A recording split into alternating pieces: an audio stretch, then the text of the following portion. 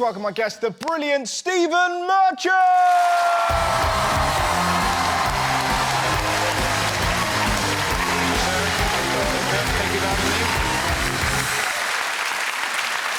Thank you. It's lovely here. Every copy of The Guardian sold today.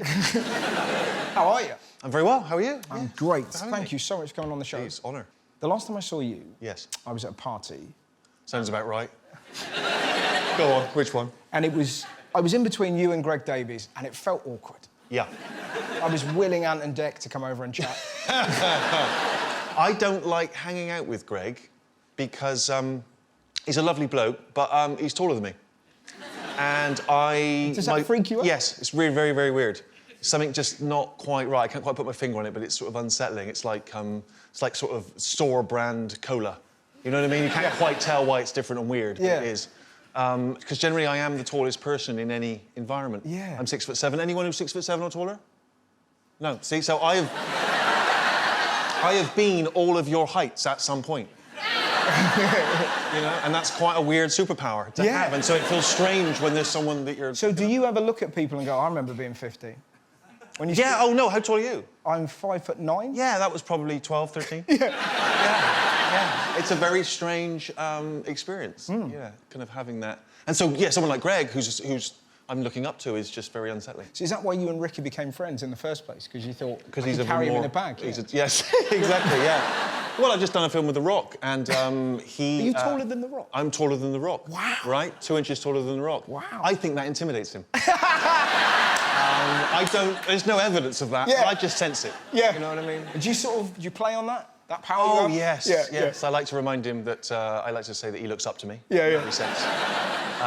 And I think it does, because although I think he's about 6'7" across that way. Yeah. But he's shorter. That is a fact that none of us will ever forget. What's that? That Stephen Merchant is taller than The Rock. Boom. Somehow it's perfect, isn't it? Yeah. Right. And are you a wrestling fan? No. Oh, OK, I didn't know anything about wrestling. So have you been to, like, live wrestling? I went to WrestleMania. I went to WrestleMania with Dwayne. You went to... Yes. Well, that must be incredible. Unbelievable. It's like... And you've never seen a reaction like... I know you've played some huge stadiums, but the reaction for The Rock is just off the charts. And he came out, and there was a sort of 8-foot sign of The Rock, and he just came out with a flamethrower and just set fire to it. And he milked that for 10 minutes without saying a word, and the crowd did not stop screaming. It was unbelievable. And is there a moment where you go, I'm 2 inches taller than I know, of course. Yeah, that's all I'm thinking the whole time. Yeah. God. It was amazing. And did you fall in love with wrestling? With The Rock? With wrestling? I did, because it made sense. When you see it live, it makes so much more sense. Yeah, right. Someone described it to me as being soap opera in spandex. OK. And that is when it starts to make sense, because then when you see the athleticism of it and the showmanship and the stunt work and the choreography, and there's a lot of humour as well, and it doesn't take itself seriously, you know, it's very playful. And I think then it made sense, and I won over. So as The Rock took you to WrestleMania, have you sort of promised to take him anywhere? Well, I've been trying to kind of, you know, I tried to talk to him about British culture, and he's fairly well informed, but I tell you, this is the project I'm trying to pitch to him at the moment, because this is obviously a true life story about this real woman and this real family, and I want to try and make a biopic, I don't know how you say it, of Dave Prowse. Oh, yeah. You know Dave Prowse? Of course. If you don't know who Dave Prowse is, he was this bodybuilder who is the body inside the Darth Vader suit.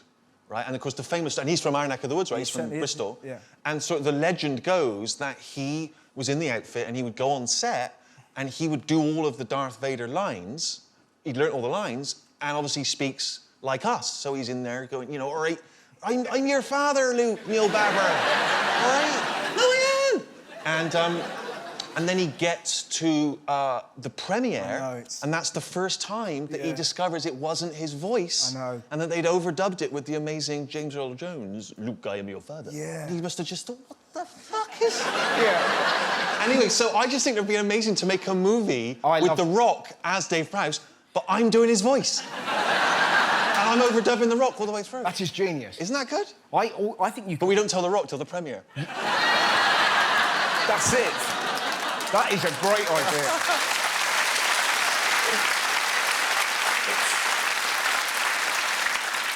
What must that evening have been like for Prowse? I can't... Can you, like, do you know, you're going to the Premier, he's come all the way from Bristol. He's brought all his mates. I'm really, oh, come Wait, along, Trev, mate. wait for this. Yeah, wait you're for going to love this. Yeah, pack the soldiers, mates. We're about to be in a movie. Yeah. And nobody would believe him. And yeah, they wouldn't even believe it was him in there. There's no evidence that it's him. And then he has to go back to the hotel.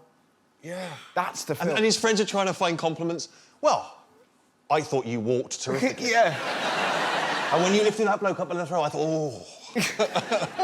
We're just saying That's that. mean. No, I know. I mean it, Dave. Did The Rock give you any tips? He told me a lot about how to build up a wrestling persona. Oh, right. Because that's quite a key. What's the key? That's quite a key. Well, he said the key thing is you take a part of yourself and you sort of dial it up to 100, right? And so we were talking about my sort of wrestling persona, and I was thinking, well, OK, so I'm an English writer. Yeah. So here's my idea. What do you think? I would come out dressed as Shakespeare. Love it. I'd have the white ruff around the neck, but shirtless. I'd say things like, to beat you or not to beat you, that is the question, right? And then I would be, and this is good, this is the name. OK. You've heard of the Merchant of Venice? Yes. My last name's Merchant. I know. My ring name, the Merchant of Menace. Ooh. Wait. And here's the finishing move. Ready? You've heard of Hamlet. Watch out. Here comes the slamlet. All right? That's very nice. Pause for applause. No? OK. Yeah, no, so, yeah, I've got it. I'm all over it. I quite like that idea. Would you ever give it a go? No, of course not. No. People keep saying, did you get in the ring? I've never even skied, Russell. I'm not getting in the ring. These will break like a twig. But that's a lovely image, both. Stephen Merchant's Extreme Sports. As a huge fan of The Office and Extras, any plans for you and Ricky to work together again? Not at the moment, but never say never. There's no reason not to. It's just, you know, we've just kind of, we're dancing to our own tunes at the moment. But no, it would be great. I mean, what tunes do you dance to, if you don't mind me asking? Thanks for asking. It's mainly Bruce Springsteen. Yeah. For me. Do a lot of Dancing in the Dark. Yeah, you know, just do all that stuff. Yeah. Sat down. Have you met Springsteen? Hanging out in your... Honestly, he is my hero. Is he? He's the one person, I worship him. Have you seen the Netflix special? I saw it live on Broadway. Oh, it's amazing. Yeah, no big deal. I went to see him, the last time I saw him, I was in LA, and I went 2 nights in a row. And the first night, every night it turns out, he does this stage dive where he kind of falls back on the hands of the crowd and they kind of carrying him above them. And he keeps singing Hungry Heart the whole way. Yeah. He goes all the way across the crowd to the stage. And so I went the first night, I was watching it, enviously watching these people, you know, being the hands. And I thought, tomorrow night, I'm getting a piece of that action. So I knew where to stand. So I went back the following night, waited for it, I knew it was coming, Hungry Heart. Here he comes. I line up, pushing people out the way, you know, old ladies. Yeah, here he comes. And he's coming towards me, and I receive the boss. And I'm taking him like that, and he's sort of feet are on the person's shoulders ahead of me. And then I realise, because I'm 6'7", that he's sort of he's going out vertically, and the person behind can't reach the boss to receive him. So I'm now taking the full weight of Bruce Springsteen in front of 30,000 fans. And he's a small man, but he's a dense man. Yeah. And I was feeling the stride, and he didn't know what was going on. He's still hungry, hot. And I'm thinking, Christ, I'm going to drop the boss. Yeah. And so I remembered... An old lesson, if you've got heavyweight, bend at the knees. Yes. So I started out to gently lower the boss like that, and then pass him on to the next person. And he's none the wiser, but... Presumably you're exhausted at this point. Oh, my goodness me, I couldn't stay for the rest of the 2 hours. I had to go home. Yeah, it was unbelievable. Were you able to be in the moment? No, too nervous, too scared. But there must Honestly, have just been... genuine fear. Yeah, I was going to drop because you're holding your hero. Well, that's it, but imagine if you're you're the drop person... your hero. And he breaks his neck, and he does all his future concerts just in a wheelchair. He can't sing Hungry Heart ever again, the pain's too much. He won't let me in. He could see me in the crowd, 2 feet above everyone else. Presumably... Oh, it's him! Presumably all of this is going through your mind in that 2 seconds. Yeah. It was really, honestly, really worrying. You strike me as a deliciously awkward man. Yes, oh, of course. And I would imagine you've had awkward run-ins with fans of yours. Well, here and there. I remember I was insulted by a fan. Really? By mistake. Okay. Because I was at cash point, and there was a little line, and there was someone ahead of me, and he was waiting in line, and he looked up and he went, "Oh, yeah, here he is. Yeah, I've seen you on the box. Could I get a selfie?" I was like, "Oh, yeah, okay, there's a picture." He goes, "Oh, can I get an autograph?" Sign an autograph. He goes, "Thanks, mate." Then he's next in line. He goes into the ATM, right, puts his card in. He's about to type in his PIN number, looks back, covers it up. But I was like, so how bad does he think my career's going? Yeah.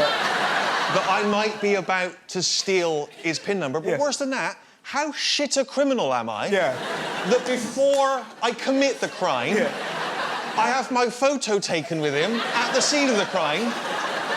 "I'm sorry, I've just been mugged. Can you give us a description?" I got a photo of him. If only we knew his name.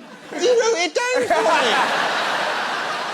That was absolutely brilliant. Thank you so much for coming on the show. Ladies and gentlemen, the wonderful Stephen Merchant!